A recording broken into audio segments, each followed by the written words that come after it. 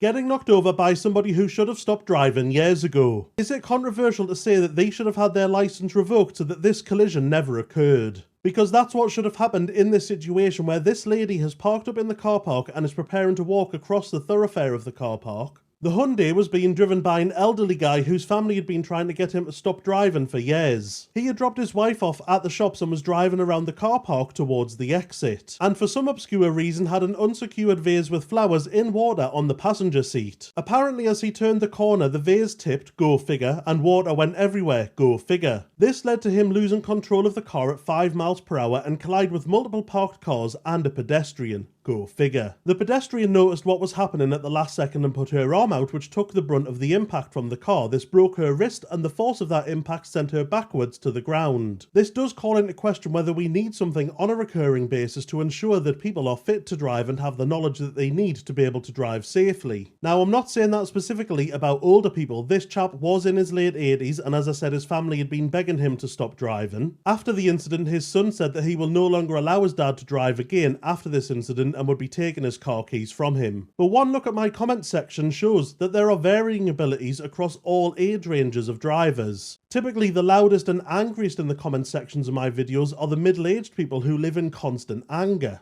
And yes, I'm also fully aware that they are a loud minority and that most people are the quiet majority who can drive, so they don't leave a lot of angry comments. And yes, Facebook is where the comment section is most like the final battle from Endgame. Typically in the insurance world, as people get older, they become a higher risk. Typically they are involved in low-speed collisions with low-value damage. But with more elderly drivers switching to high-power electric vehicles, some of those collisions are becoming high-velocity, high-value collisions too. And before anybody starts, no, they don't pay 20 pence for their insurance. Insurance does start to rise in price again as you get older because you become a higher risk of being involved in a fault collision. I'm not saying I've got the answer to what we need, but I do think that we need something. Maybe an on-camera theory test every so often, and maybe a certification drive with a qualified advanced driver or an ADI every 5 years or so. Now, of course, there will be people who criticise this view. They'll say that you're taking away people's independence, but is it a controversial thing to say that if you can't drive, you should lose your driving licence?